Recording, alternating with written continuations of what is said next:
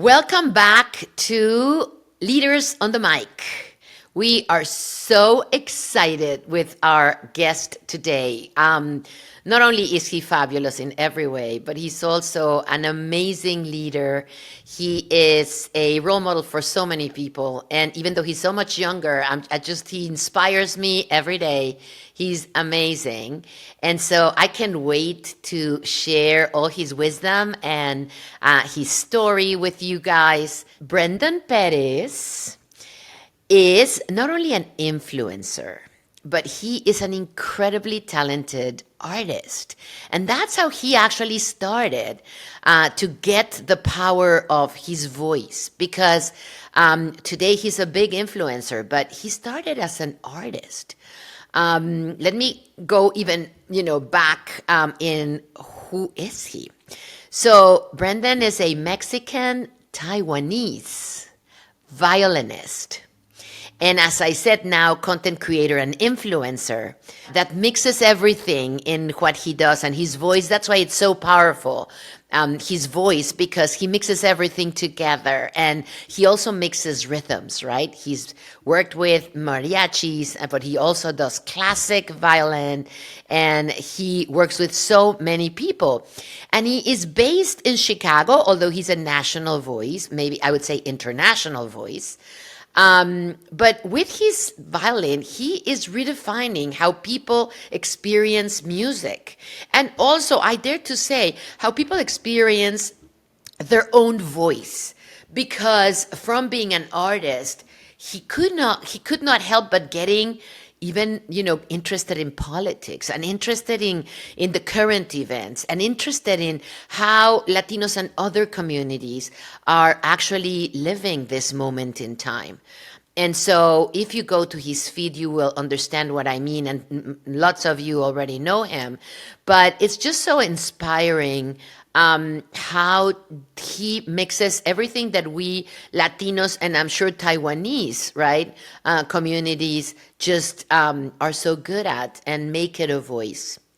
So Brenden is classically trained, yet culturally fearless. He blends reggaeton with boleros, with mariachi, with pop in his performances, and with Bad Bunny. Him and I are huge fans of Bad Bunny, I have to say. We both are going to see Bad Bunny, by the way. Anyway, I had to show off. And with his music, he challenges those stereotypes that the violin is boring, which of course has nothing to do with reality. And he makes instruments resonate with a new generation. And that's extremely important because the beauty of music should transcend rhythms, cadences, everything, right? And that's what he does. His viral violin covers and mariachi events that he used to do before now has earned him more than 700,000 followers across TikTok and Instagram. And his online presence has opened doors to many major live stages. He actually now goes around the country and probably around the world, doing events in person. I actually met him for the first time in person. I've met him before, but in person in Washington, D.C. Brenden was part of this fly-in trip that we did to create awareness of the importance of immigrants. He has performed the national anthem for the Chicago Bulls, the Chicago Cubs, and even for Canelo Alvarez fight. Oh my God, that's my favorite. Personally, my favorite part of his fights are who opens. And Brenden has opened for him. He also was an active member of the Mariachi Tesoro de Mexico, bringing traditional music and his heritage, or part of his heritage, to audiences in different, not only cultural, but as I said, sporting events. He's very close to his family. He's very close to his partner.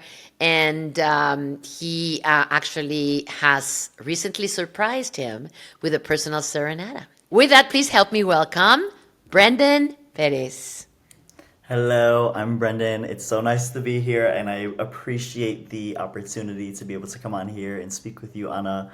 It was a pleasure to be able to meet you in person. Also, I know you mentioned DC. But yeah, I'm super excited to be here and to talk about just everything today. So Thank you, Brendan, because first of all, I know how busy you are. You are really a rock star, and I know how busy you are. And I so thank you not only for this podcast and this hour, but for the conversations that we've had and for the trips that you've done and for the different, Zooms and meetings that we've had with influential people because you're an important voice and you need to get to know them, right? And that's why we do it. But I wanted to tell you, I'm lucky to be able to be in touch with a lot of different leaders in this country and in other countries actually. But we only invite the leaders that use their voice to create a change. And of course, there are all kinds of leaders, and we're not judging who's better or not. But it's called Leaders on the Mic because this podcast is all about who is courageous enough to use their voice to actually make a point that they think important to make, even though that may be controversial or that may take away some of their followers and then maybe bring others in. So you're one of those. You're one of those that is making a change and that is using your powerful voice to create a change for others too. So thank you again for being here. yeah, of course. And so I want to ask you so many things, but I want to start with, so you have an incredible heritage, like in my opinion, two of the most powerful heritages in the world. And of course I'm self-serving because I'm Mexican, but one of them is the Mexican one. And the other one is the Taiwanese, because, that heritage makes you a warrior also, right? I mean, I think Mexicans, we are warriors, and Taiwanese are warriors, the same as with Mexicans historically, but also currently. Mm-hmm. And, that gives you some power that I cannot even imagine because those two cultures are so similar in so many ways. Of course, they're very different too. But they are very similar in the fact that the rich traditions of warriors and people that don't let themselves be quiet. Mm-hmm. They actually are people that stand for what they believe and they act on it, right? Mm-hmm. So tell me a little bit about what has been to be that, to live those two cultures so intensely. Yeah, of course. I appreciate you asking about that because I feel like that's something that often gets brushed under the rug when looking at people and their identities. And so, just a brief background on me. One, I love being Mexican, I love being Taiwanese. And also, just growing up, I will say I was kind of disconnected from both sides. I grew up in a predominantly black and brown area, but I didn't grow up speaking Spanish. Because my parents and their siblings, so my aunts and uncles, they spoke Spanish when they were kids. But soon after being here for a few years, growing up here, my grandparents kind of stopped speaking to them in Spanish. So that kind of started the disconnect with my parents and my grandparents in terms of the connections they had to Mexico. And even just the community that they grew up around.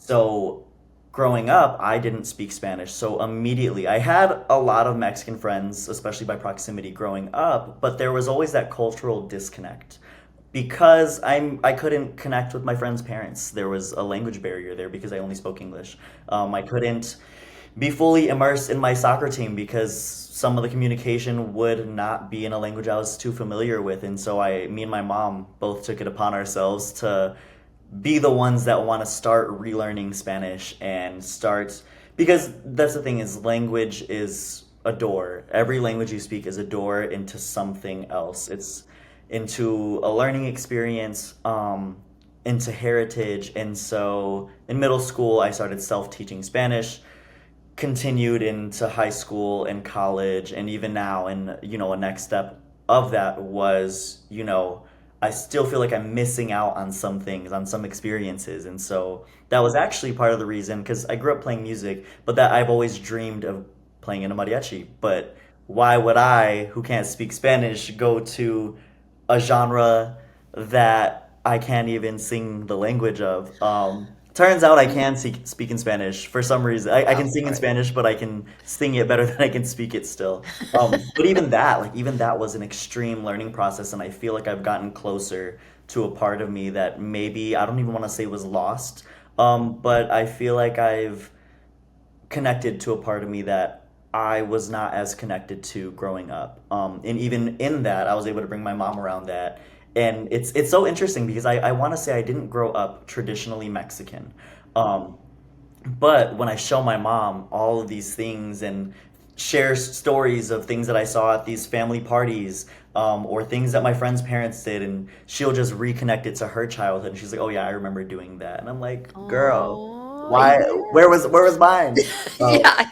and then the other side of that, the Taiwanese side comes from my dad's side of the family.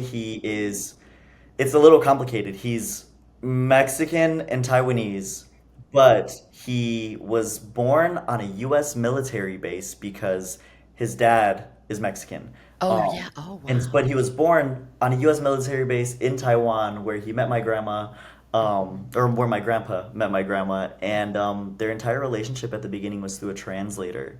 And Wow. they made their way also back to the US after some time. So my dad grew up speaking English, a little bit of Taiwanese, but Taiwanese is it's an indigenous language that you can only learn from hearing it. It's not really a written language. Oh, And so he lost that pretty quickly. right. I And didn't know that. my grandma immersed herself into speaking English, Mandarin, a little bit of Cantonese on top of already knowing Taiwanese. Um, but her immersion process when she came here was my Taiwanese grandma to this day is still the one that makes all the Mexican food because she I learned love it. it from my dad's grandmother. So Of course.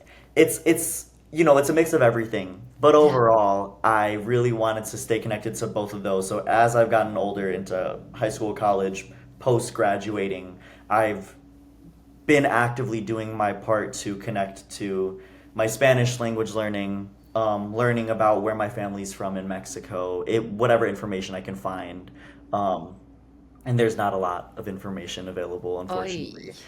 But still staying connected. I learned Mandarin in college and high school. Well, in college, to connect to my family in Taiwan, and so it's interesting. Definitely, it's a process. It's a learning process. But I love being both of these things. So I love that. I have so many comments about everything that you said. To start with, I think that somebody that chooses to connect with with their culture, it's sometimes more powerful than people just that take it for granted, right? They're like, "Hey, I was born here. Who cares?" Right? I mean, it's just so the fact that you made an intentional move to reconnect to both of your sides, and then you even brought your mom into it, mhm. as like she usually should have been doing it, but you are actually doing it for her. Mm. But I get why she did it. I was born and raised in Mexico City, so I never really had to go through it. But my husband was born and raised here from a Mexican family.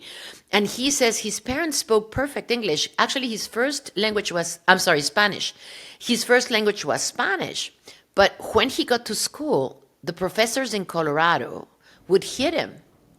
Oh, Like they literally would hit him if he spoke Spanish. And at wow. certain point, he insisted so much on speaking Spanish that they put him in a special ed class. Oh. And so he said, listen, after all the bullying by not even by the kids, by the teachers, I decided that English was my language and that was Mhm. it. And Oh my till God. today, it's really hard for him to kind of get more familiar with Spanish, even though he's married to me. And, obviously my first language is Spanish, but I understand your mom and I understand your grandparents Yeah. in the terms of they had to, right? The mandate was Yeah. assimilate, assimilate, assimilate. Absolutely. And so they did because they wanted to give you a better life. And the good news is that according to all our data and according to everything that we do, your generation is doing exactly what you're doing, which is unapologetically Latinos. They want to know more about their culture. They want to, live their culture and they bring their friends in.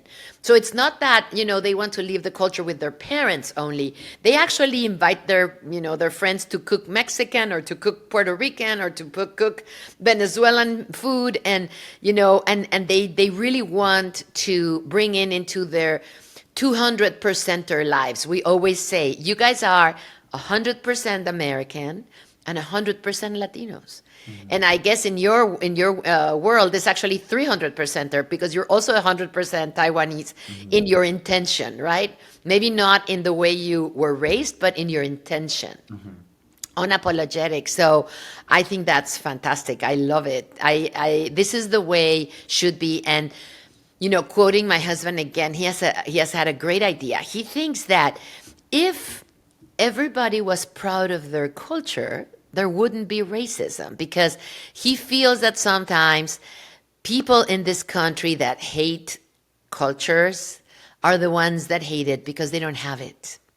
They were told to come in and to assimilate as an American, and the American was supposed to be this culture that is only 150 years old. And in some cases, like New Mexico, less than 150 years old. So I think it's true. I think, people, like Irish people shouldn't be white only. They should be Irish. And Germans shouldn't be white. They should be German, and they should be proud Italians and proud French and proud everybody, because I think that will make us all having a great heritage, and we could actually live happier without feeling threatened by other cultures. So anyway, you're the perfect personification of that. Three cultures. Yeah, no, it's definitely something that I've learned over the last few years is understanding, and it's a phrase that I say a little more than I feel like I should have to in situations, but it's definitely a privilege to be able to know where you come from. Because those that, and kind of going back to what you said earlier about people don't realize what they have when they have it, it's people don't realize how much effort it takes. It's either where you come from and you can tell that whole story, and luckily that history was not erased or damaged or hidden. Because on the other side is people have to put in a lot of effort to ask questions and do even different types of ancestry tests to figure out what they come from, because some people have things that they can't be proud of who or what they are because they don't know who or what they are, because that history was hidden or taken from them. And so the process it can be very draining, but it is very nice to be able to have something in front of you, concrete, that says, this is, even if it doesn't tell you every little specific detail, it gives you a little paper trail of, here is where my line has traveled, or here's what has happened to get me here. And seeing those things isn't always heartwarming. That's the other part, is it's not heartwarming to see how somebody ended up in some place all the time. But it's still important, I think, to appreciate the effort that it took to at least keep you here. Exactly. I think you're right. It's not always happy. It's not always a good well, hopefully it was a good reason, but it was not always an easy decision or an easy path, but it's important to know it. I think it gives you such ground, and I think that's one of the reasons why there's a group of people in this country that just doesn't seem to be happy and seems to enjoy, bashing others. And I don't want to get political, but yeah, I think if people were more in peace and knew more about who they are and where they come from, things would be very, very different. Brenden, I thought about something when you said that you are better because you have so many languages and so many cultures. I remember when my kids were little and they had to do Alex had to do a research. He was like in second grade or something, and he had to research sharks. And it was a classroom task, and they had to present in front of people. And of course, him being Valdez, he was almost the last one of it, right? So by the time they got to him, everything had been said. Everything had, all kids have said everything about, sharks. And he was like, what am I going to say? I don't want to repeat everything. Right. So we went on the internet and we Googled tiburón, which is shark in Spanish. Mm-hmm. He lightened up. And he was like, Mom, I didn't know all this. Like new species, new names, new characteristics, new different photos of sharks that he had never seen before. And that's because in South America, there are a lot of sharks that are not studied in the United States. So when you actually say sharks, you see everything that the American or British researchers knew, but nobody here knew about the Chile sharks and the Brazil sharks and the Argentinian sharks, and that's when he said he had a click, and he said, "Whoa, I love having another language because now I have two sources." And because almost nobody else spoke Spanish in his classroom, he was, privy to the first one, to this one as unique. And so, yes, what you say is so incredibly important. It gives us such a different point of view, right? You have more tools to analyze your life. You have more tools to give. And so, no, I love it. I love it. And that leads me to my next question, which is, how has that influenced your voice? Your voice that went from when you were little, then through your search for, your both identities from another country, but also your voice today.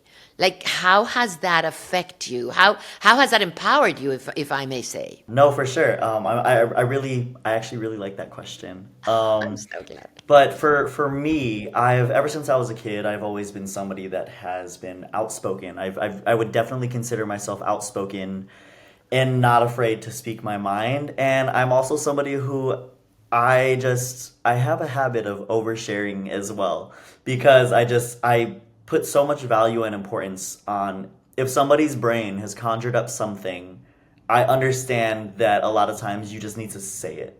It was not effortless to get, to create words.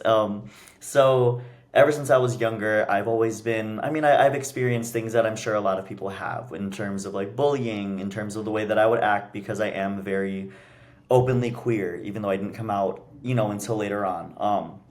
And so I spent a lot of time when I was younger defending myself, and being in touch with that level of emotion, and defending others as well. Like, I would defend other people when they were being bullied. Because, defending somebody's humanity, their emotions, that's something that is also tied into current things that I fight for. But even apart from that, as I got older and just started learning more languages, right? Like, in also understanding other cultures, it really helps you just understand how the world works. It teaches you, why do different people approach things from such different perspectives. And even, it's so interesting because learning different languages connects you to a new, I don't even want to say audience of people, but it just opens you up to another side of the world, and a whole new demographic of people that you can connect with, and be friends with, and just be able to get an understanding of, how does this group of people go about the world? How do they go about social interactions? Do they even, not even things about, do they even talk about things the way that we do, but does the language they speak allow for them to share the ideas that maybe they have in here? And so, like, a little example that I have of that, English and Spanish, we have the words yes and no. But when you're speaking Mandarin Chinese, there's not really a direct answer for yes or no. And so if you were to remove our versions of yes and no, there's a lot of other ways that we can say it, but everything has a different connotation. Everything has a different way of going about it. But it's, and even in the way that this is kind of sidetracking slightly, but even in the way that we tell time in, like, Roman languages, a lot of times we tell time going, forward and backwards, later, earlier. It goes forward and backwards. But, and that affects a lot of the way that we do things.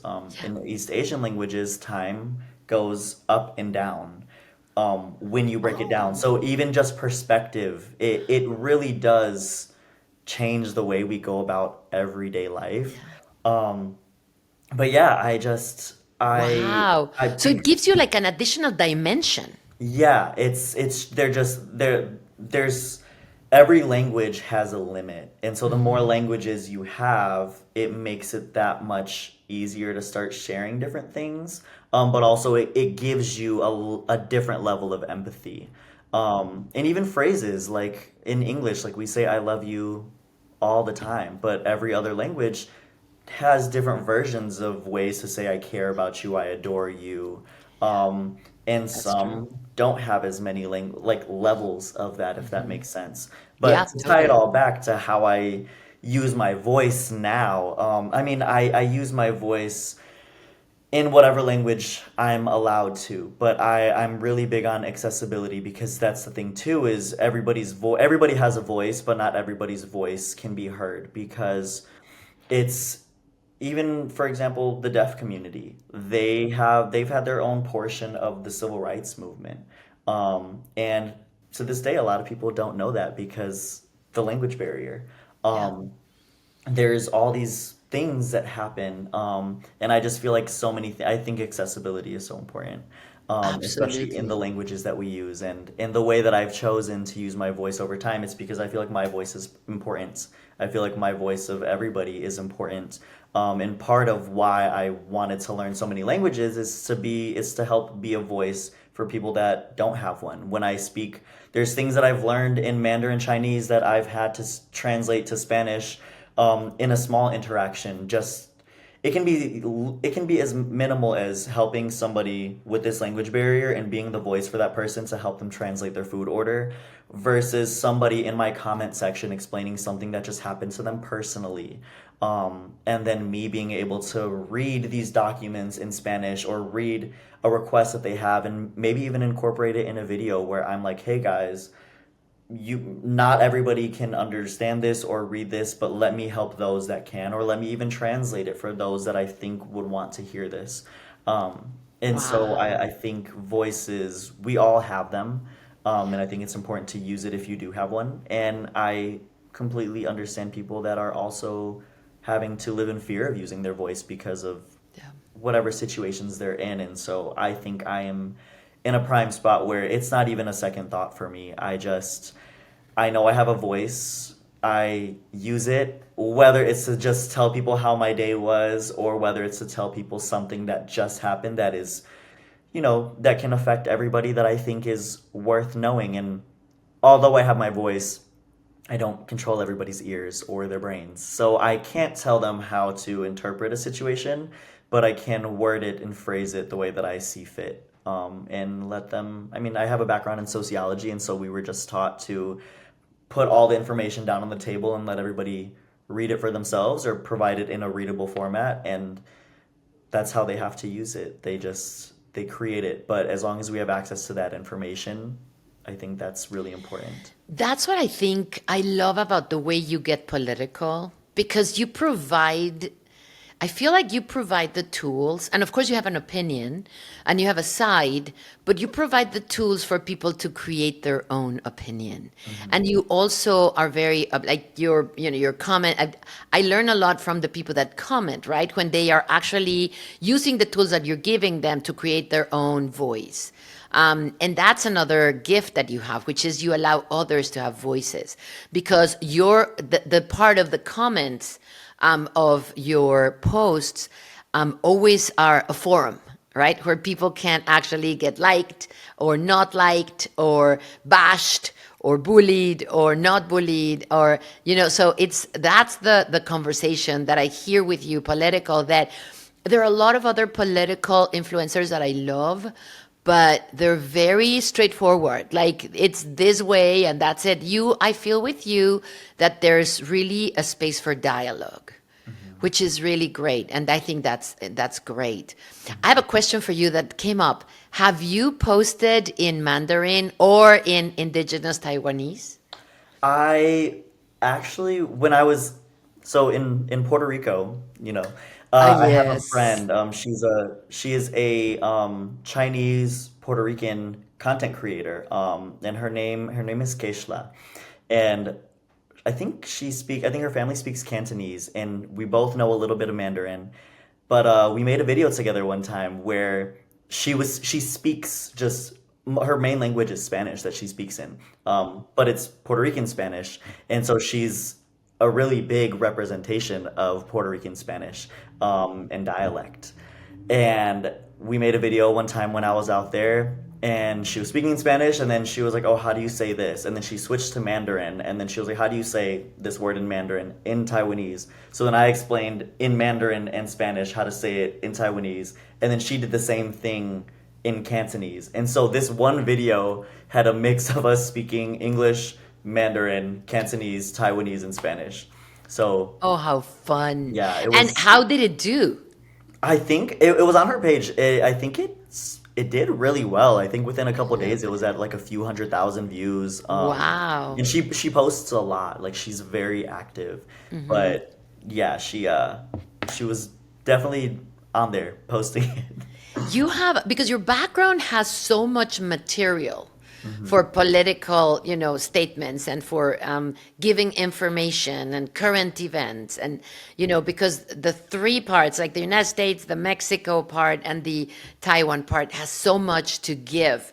So I can imagine that what you're missing is time. Like if you had time, you could do like reporting of the three or comments on the three or, that is really amazing. I love it. Again, you are here because you use your voice so incredibly well. And so you've tasted sports events, you've tasted other kind of events.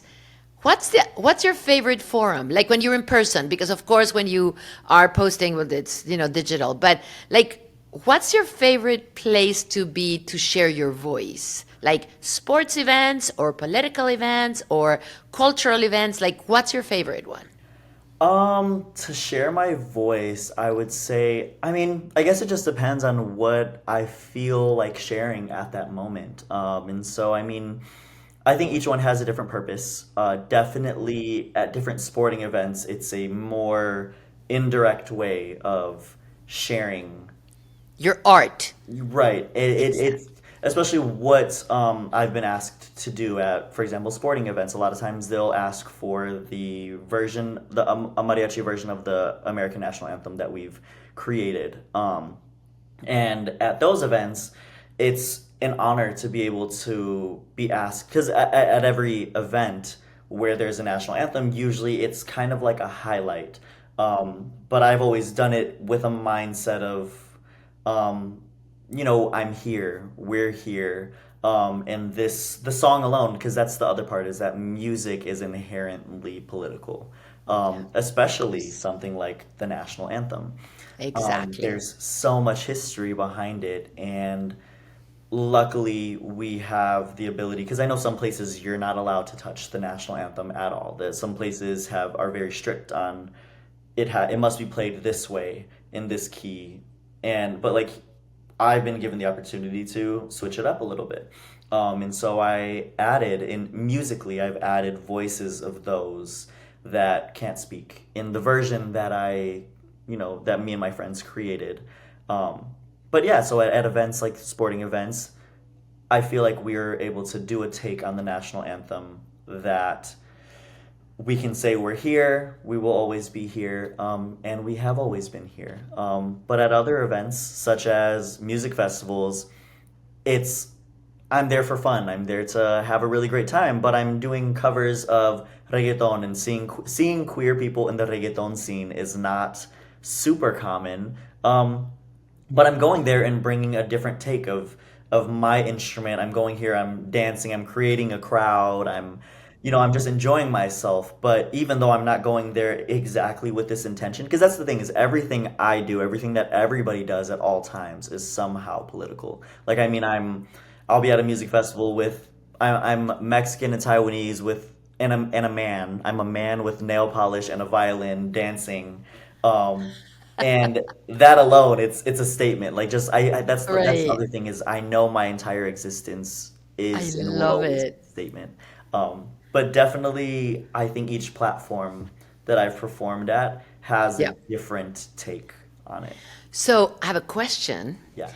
So for Canelo, did you perform the Mexican anthem? I did not. They No. Okay. hired. I do not remember who ended up doing it. But Canelo saw. So according to the email that I got, they Yeah. said, "Hey, we're with Canelo's team. He saw your video of you performing the American national anthem in versión mariachi, uh, at the Bulls game in Chicago, and he would like that to be his opening Oh my performance, God, I love that. at his Okay. fight in May. And so, yeah, so What an he's honor. yeah, he Oh my specifically God, requested that. Brendan. And what's even crazier is that that started a little trend where I haven't. This is the part I have so much content to post, but I just like never posted it. Um, You should. You should. We but want to see it. and so we met him at the well, we walked by him at the fight. And then obviously he's locked into his Of course, he's mindset. focused. So like he was focused. We couldn't interact with him that day. We just kind of walked by him. But then we ended up interacting with him in person two more times over the next like 5 months.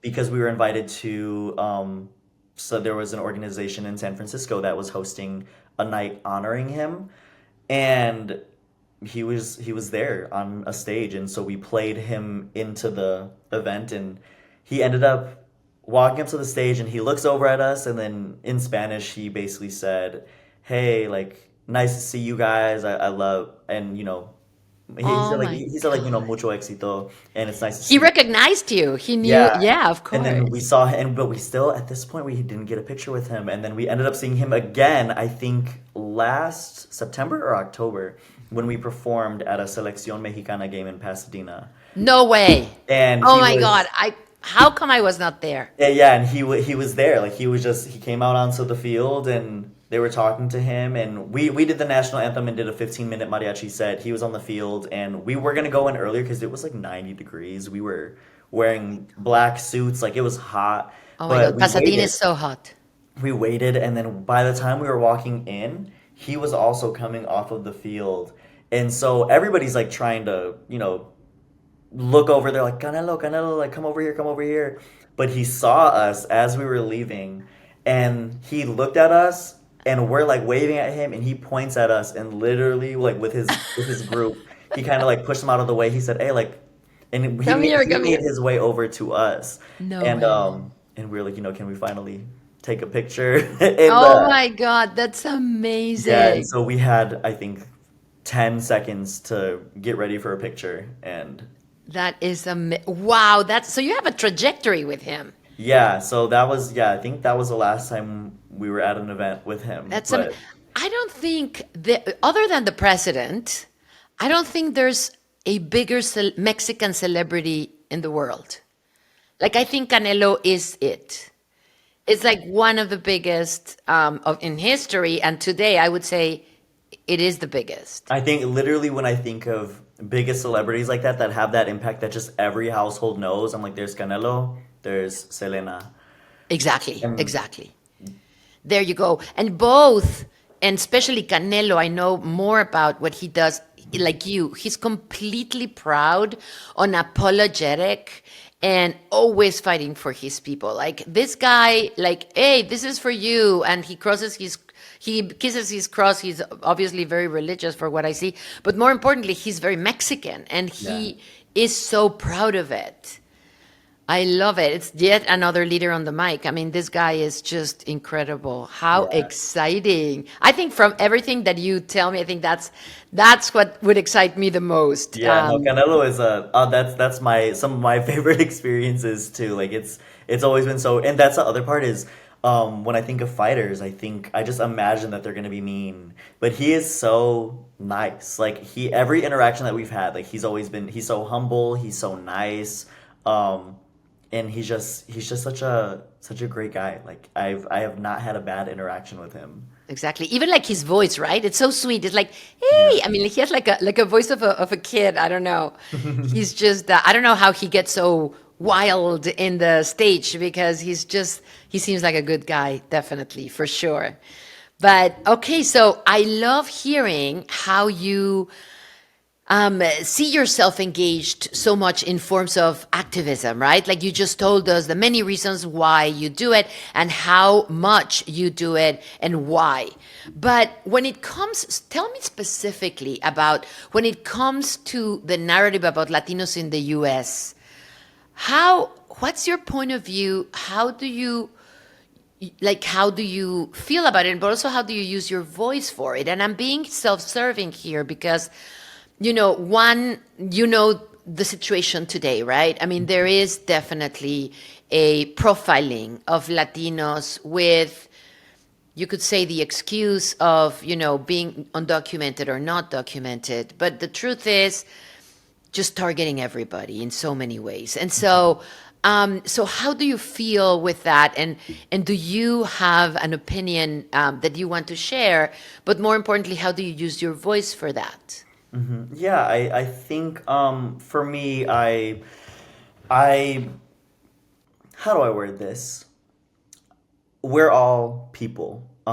Whether somebody is documented or undocumented, we are all people. And I think that's the other part too, is that we've learned that regardless of if somebody is documented or undocumented, those that are attacking us, um, we've seen that that doesn't really matter. Our documentation or lack thereof does not matter because it just seems like there's a target on Latinos in the US as a whole, which is very disheartening and unfortunate because even regardless of how much Latinos have contributed to this country since its founding, Yeah, um, exactly. it always just feels like it's never enough for those that are in power and those that Hmm. have power over because I don't believe that families should be separated. I don't believe that this process to be able to stay here should be this difficult and long and inaccessible. It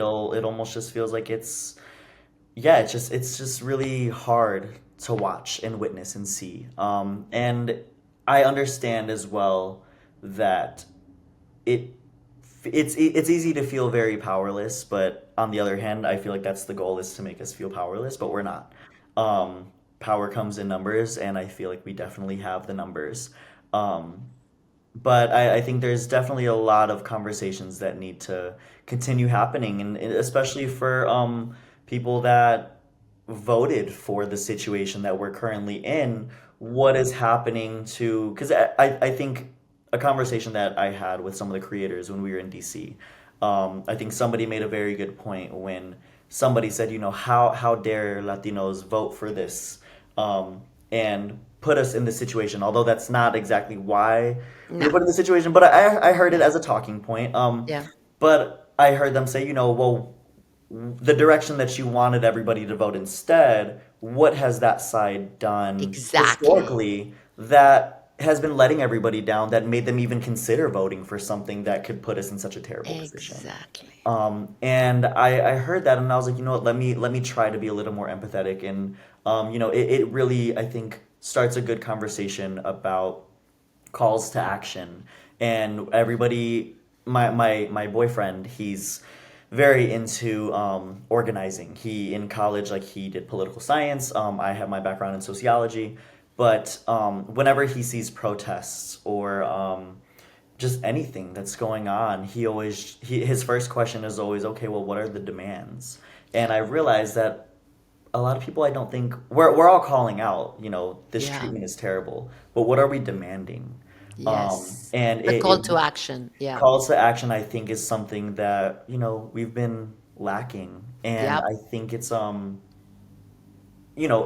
lot of that also comes back to educating ourselves, but also it's harder to continue educating ourselves when libraries and museums are getting shut down and books are continuously being banned and everything is being criminalized. And so education is always there. I forgot the phrase, um, but basically education is the path to freedom, and you can't have anybody free if education continue Absolutely. continues getting criminalized. And Brendan, besides education, which, as you say, has been obviously a trend with this administration to just, and not only this administration, but some states, Hmm. from a certain party that constantly try to erase history.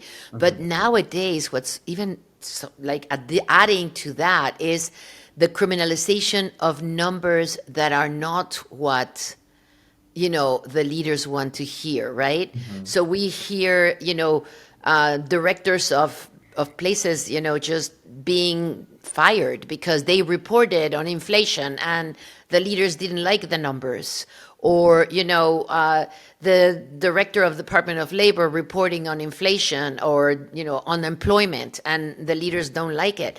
So when you don't have education, when you don't have credible information and data, that's a big problem, because how do you? And that's what, we at the LDC are constantly worried about it, but we believe that, our call to action is know your facts, because, you know, the myth is we're lazy. Latinos are the hardest working cohort in the country by Department of Labor numbers. Latinos come here and, take from the system. Latinos have a tremendous GDP, gross national product, because they are producers and consumers. And without us, the country wouldn't be a leader the way it is, right? And so the numbers can empower people so much. I remember a kid coming to me, just graduated, and saying, "Hey, thanks for your numbers, because it makes me realize that even though my parents are undocumented, they created the fifth largest economy in the world." And it is true, right? I mean, that fifth largest economy in the world, which is the gross national product of Latinos in the United States, was created by not mostly, but a good 30% undocumented people. Today, those undocumented people are much less, because they've legalized their papers, etc. But at that point, this economy was created by them. And so that's the American dream. And so your voice, with that open mindedness and with your passion for facts and for showing what's happening, credibly, and then making people have their opinions, are super, super important. And so, but it is hard, because, as you're saying, right, we're being targeted, and it's hard. It's hard. I don't know about you, and I'd love to share a little bit if you want, but you are somebody that, are really redefining, first of all, tradition, but also representing a lot of multiple identities. You've shared with us today, it's not only your place of origin, your heritage, but also, your identity as a man, and as what you are, and your choices, and I'm quoting, your queer identity, which is Yes. so important for you. Have you ever felt singled out? Absolutely. Yeah, it's just what comes with it. Yeah.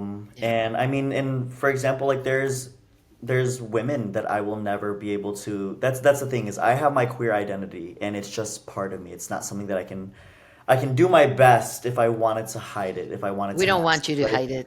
Yeah, and it's just something that immediately makes me stick out in a room. And but it also, because it's part of me and I can never change it, and I would never want to change it. I see that it's not fully accepted by even lawmakers. I know that somebody just filed something in the Supreme Court to again try to overturn gay marriage. And so these things, these oppressed identities, are always at the center. They're always at the center of attention. And I mean, I can speak on this experience, but also, like, whenever I see things that I can see are targeting women, I know that I'll never be able to fully understand that, because I am not a woman experiencing that, and that's something else. And I mean, I've even had friends that shared some of their experiences, that they feel like it's happening because they're women, and I will literally look at them, and I'm like, I 100% believe you, and I stand with you, but I unfortunately cannot speak on it, because it's not my experience. It's something that I can. It's one of the. It turns into one of those things that I can share with other people, of, hey, I know somebody else that is also a woman that experienced this, and I can give my sociological analysis as to why that's happening. Um, but I cannot know what that lived experiences is like, and so I can't even tell somebody. That's the hard part, is, um, a lot of times I use the information and stories that I hear and that I know, and I can use it to help minimize that feeling of loneliness, right? Like, if I see, like, I had one girlfriend that was experiencing things, that I couldn't speak on, but then over time I got to know more women that were opening up about these stories that also felt like they were alone, and the most I can do is help create that sense of unity, and that sense of, hey, we're allowed to talk about this. And same with Yeah. me about being singled out. I know it comes with the territory, and so there's so many things that I would love to share on the internet and that I do share on the internet. There's political things that I want to speak out about, but I know that sometimes, because this has happened, where I'll tell people, and I'll even be on the verge of helping shift people's mindsets to something that might be a little more even humane. But then they realize I'm gay, and then they're like, "Oh wait, actually, I'm not gonna listen to this anymore, and I'm actually gonna forget everything that you just said." And and then that comes with even I talked about this with my boyfriend recently, about even statistics about like how Latinos are not. It sucks that we have to have statistics that say, hey, Latinos actually aren't lazy, like, and we have to try Exactly. to prove, these Right. things. But on the other hand, too, I've run into conversations where I can hear an argumentative tendency. And I always end up asking them, I'm like, are you here to argue or are you here to have a conversation and learn? And a lot of times it has a potential to start like causing the conversation to either come to a halt, or you just realize, oh, they're here to scream at you, and maybe you're even there to scream at them, and it's not going to get anywhere, so you might as well walk away. Um, but also, if somebody has already decided, for example, that they hate Latinos and that they are just going to believe that Latinos do terrible things, when you put the statistics, the proven facts in their face, it's not going to do anything, which is another hardship when it comes to being singled out. Because if you're a Latino trying to prove to a non-Latino that hates Latinos, they also might not listen to you, and they have singled you out in that Exactly. moment. But then if you have somebody else come to the side, maybe they'll listen. And that's why allyship is so important. Yeah. But um, but yeah, I'm not sure if Yeah. that fully answered No, it. But totally. No, you totally. So I have a comment and then I have a question because I agree that we actually at the LDC when we talk about sharing our data, we know there is a 20% that are unconvincible. Like those people, we don't even try because they just won't listen because they are convinced of something. And unless there's an earthquake, they will actually not change. But we love, as you say, the potential allies, right? The people that you say, hey, do you know a Latino? No, I have never. Oh, yeah. My sister, has a daughter that is married to one. And how is he? He's nice. So then why do you hate Latinos? Oh, well, you're right. I don't know. Probably just Hollywood, and so they start like you see them actually processing, and then you're happy that you're actually having this conversation. But of course, there's the one that says, "Because Latinos are that," and then you're like, "Okay, I give up. Thank you. See you later." Definitely. Now, but and then the question is, so how about have you been singled out for your music or for your public persona? Like, for example, have people said something like, oh, violin doesn't go with mariachi? Or oh what is my the gosh, violin doing in a sports event? And, or something. yeah, it's that's a fun one because especially being in the mariachi community, it's so funny. People relate trumpets to the mariachi a lot. And I've posted videos of like the mariachi even at sports events, and people will comment like it'll be a mix of comments of either being like, "Oh my God, this is so good," or it'll be like, "Oh, this would have been so much better if the trumpet was there," or sometimes people get very defensive about like, "How dare you call this mariachi, but there's no trumpet." But factually and historically, the trumpet was the last instrument to be added, I and didn't know that. violin That's interesting. violin has always been there. So it's really funny because I mean, especially if you find like even like what are they, like wapango trios, just like the really old folk sounding Mexican music groups. A lot of times it'll be like a harp, a violin, and a guitar. Like you won't see like a trumpet. Because it was like the last instrument added. But yeah, no, I've definitely experienced that. But luckily, my followers are all really nice and sweet, and so it's even funnier how like I'll be tagged sometimes on the internet in a video that it's a song, and people would be like, oh my gosh, like all it's missing is a violin, and they'll tag me and be like, please add a violin to this. But in my head, I would, it's funny because in my head I'm like, I would never like add a violin to this, or I would just be like, a violin would sound crazy, or like any other instrument might sound better, but I guess, even my opinion is wrong. So, Sometimes, yeah, yeah, even you. so, Yeah, yeah, exactly. yeah, so No, it is a funny experience. that is so, I love it. I love that you're so analytic, Brendan. You have it figured it out. You have it figured out. I think that you've thought about it a lot and you Mhm. know what you're doing because you're very defined and you understand and you have an argument for everything that you do. You're like you haven't My mom gotten says that there. too. Oh, really? Okay, yes, I tell you. Yeah, I'm sure. I'm sure. He's like, you should be a lawyer. She did say that. I can tell. I can totally tell. I love it. It's a pleasure to talk with you like that because, it's a real conversation with facts. So I love it. Okay, so God, I don't want this to finish, but I have two more questions for you. Uh-huh. One is you recently surprised your boyfriend with the serenata, as we said at the beginning, Uh-huh. which was such a beautiful gesture. I'm so jealous again, in the good way, but jealous. How do you balance that personal and public side of you, specifically with your career and your audience, and this beautiful romance and relationship that you have that is so important in your life? Yeah, no, I balance is something that I have still been, I don't want to say struggling with, but it's been an active process. It wasn't until late, middle to late college that I had a mentor for a sociology graduate program that I was looking at. And she was actually the one that helped me start figuring out balance. And she kind of put a lot of things into perspective about, you know, because I came to her telling her, hey, I have so much to do. I've always been busy, like my whole life.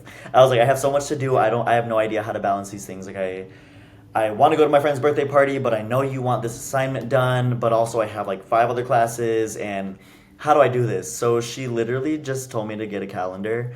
Um, and that actually put, because I'm a That's visual, simple. I'm a visual learner, and so once I started writing down what I was actually doing and what my plans were, I was like, oh my gosh, like when am I taking care of myself? And even one of my good friends, Alexis, uh, he had a talk with me last year and was telling me that I need to, because I would start getting so busy that I wasn't taking care of myself, and so he told me about what is it called? I think it's a method called Oh, blocking. yes, exactly. Yes, Um, yes, yes, and he yes. even said, he was like, literally block out time in your calendar. Like, give yourself like a 5 hour window to just work on emails. Don't do anything else. Because he told me, he was like, you are crashing out. You're going off the rails, because he was like, at the end of every day, you've done 1 hour of emails, 1 hour of video recording, 1 hour of this, 1 hour of that, 1 hour of 10 things, to the point where you've only done 10% of each thing. So the next day you still have this full list and nothing is done.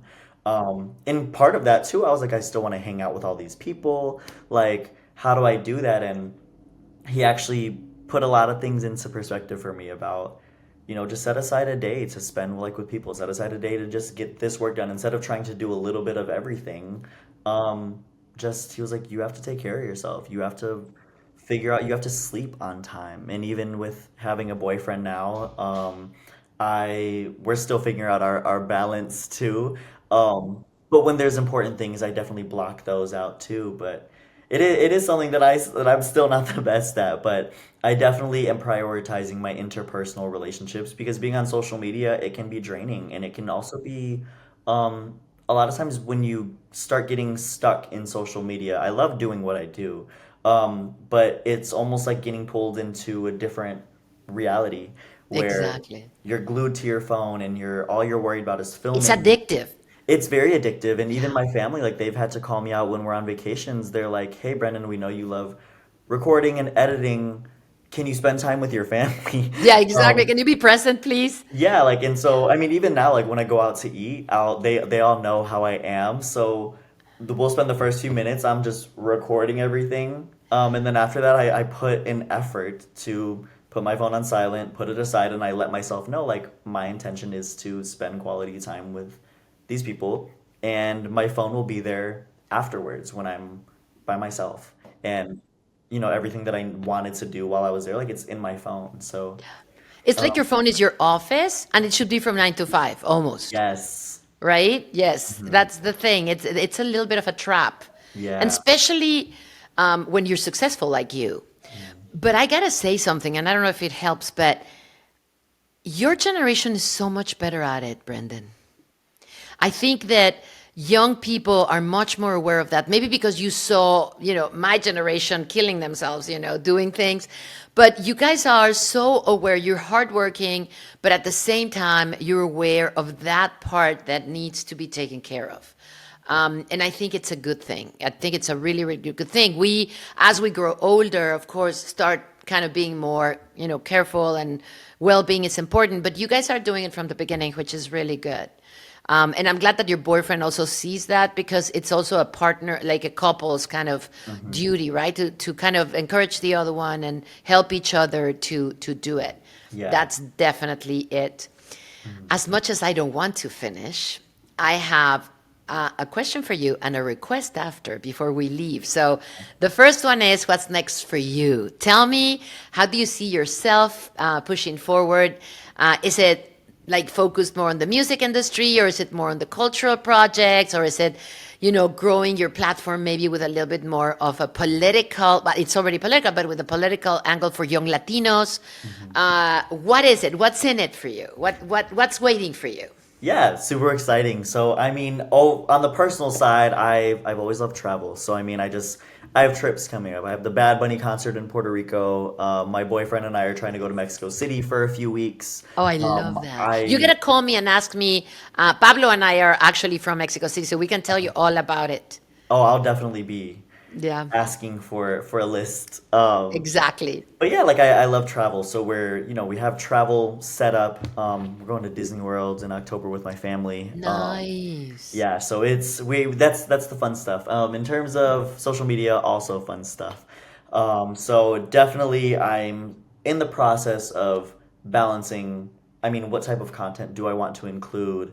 I'm definitely a lot more political on my stories, especially because news is so constant. Like I think stories are, I want to say, lower effort. Like I don't have to put in that much time filming and editing. And because it's news, like I mean, news changes by the hour, and so I try to share stuff as soon as I see it on my stories, and I feel like I've been doing that for a bit, and I definitely could be a bit more active.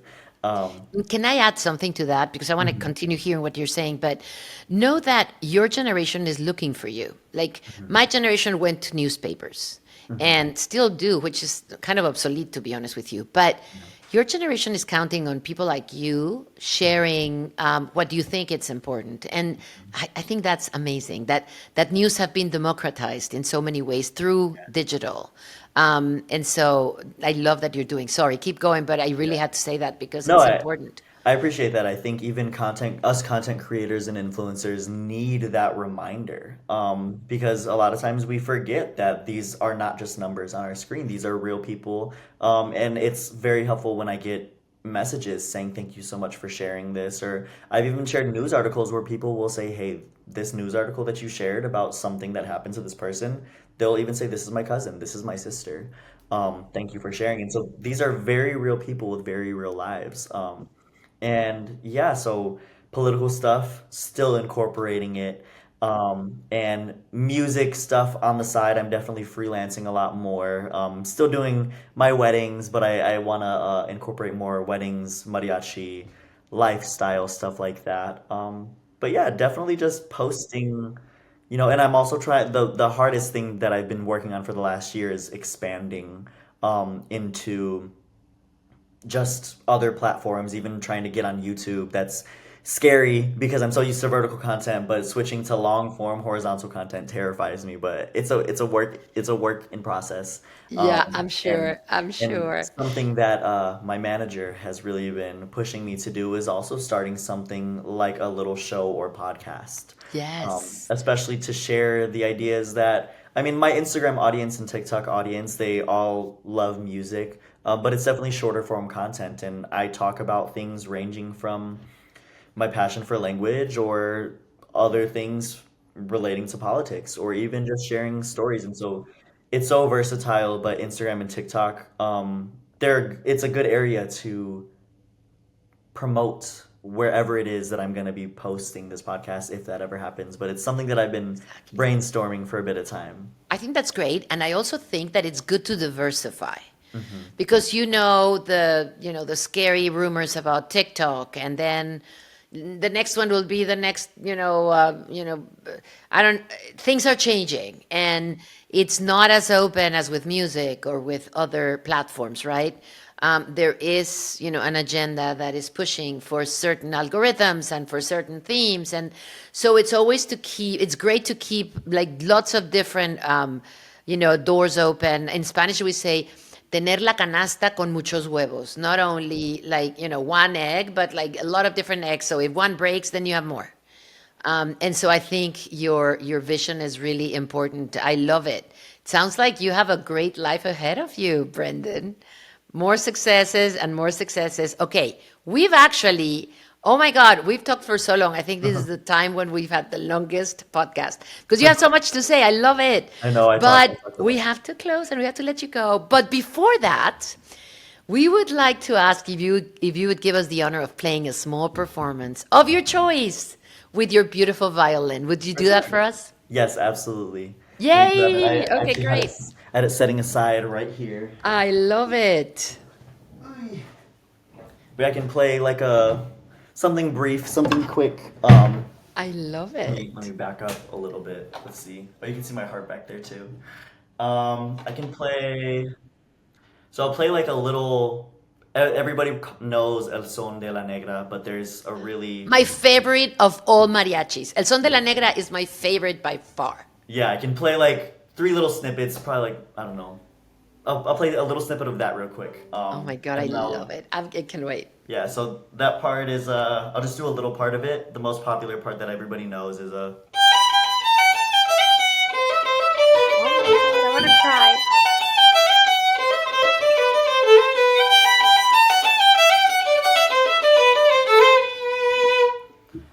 so that's a fun part. Yay! But yeah, and then something Next, another one, another one. yeah. Not, I don't want to be pushy, but Oh no, you're it's fine, just, you're fine. Something that's also very popular is a little romantic one that starts like of course. Si nos dejan.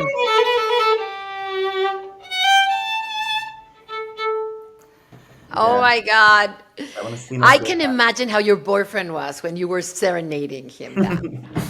I Yeah, cannot even imagine. he was at a loss for words. But it was nice. It was nice, and it's funny because I always forget that I play the violin, and so sometimes I forget that I could just like pull it out and play it whenever. And even his family the next day, it's funny because I always make this joke that people always pay so much for mariachis and like private performances.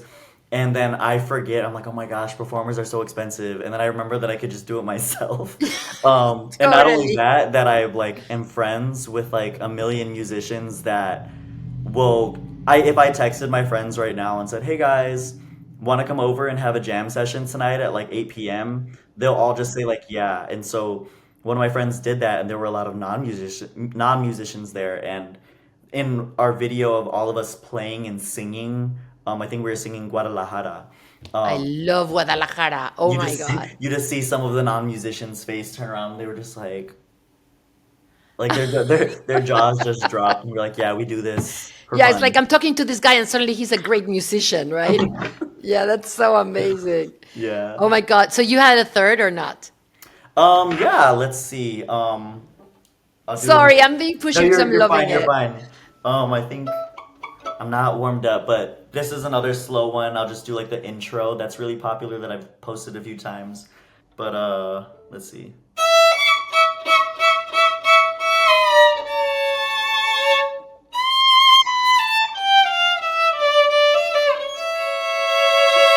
And then another fun one that we always do. It's just an instrumental song that it's popular for folklorico dancers, but this one is called Relámpago.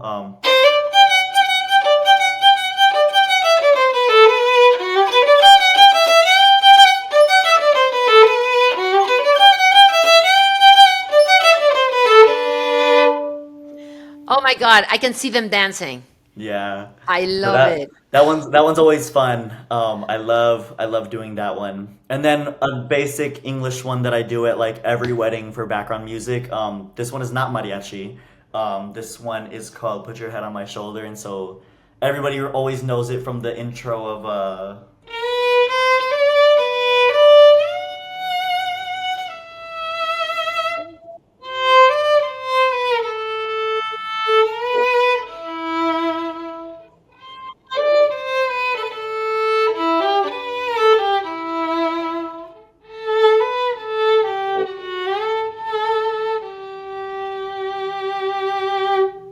Oh, that's bravo, bravo, yeah. bravo, That was bravo. one of my first like really viral videos too when I posted that as a violin cover. Oh my God, that's amazing. I mean, Thank to you. have your brain and your artistic talent and your heart, Brendan, that's a gift. And Thank I'm you so much. so happy you're using it to have a voice for all of us. Thank you. Really, thank you so much for everything that you do. Thanks for being here. Thanks for coming. I hope this is not the last time. I hope we have you soon. Of course. And I can't wait to share stories about our Bad Bunny trip to Puerto Rico. I know I'm so excited. Thank you so much for having me. This was an honor. This was so much fun. I had to Thank remember that we were you. doing a show because I just love talking to you. The same with Um, me. Oh my God, we've taken so much of your time. I feel awful, but no, you're you know fine. what? It's just been great. You're fine. I actually blocked out like a long time for this today. So Oh, this is good. all I Thank was you. really worried Thank about you. today. So I love it. I am so in awe, and I can see you succeeding for the rest of your life and following you because, of course, I'm a huge fan, and we are all, I'm sure that our audience also, whoever didn't know you now is a fan. uh, Um, and so I can wait to see you next time. And again, to continue sharing stories for sure. for sure. Thank Thank you, you so Brendan. much. It Thank you. was an Thank honor. you. Thank you, See you Anna. next time. See you next time. It was a pleasure. Thank you.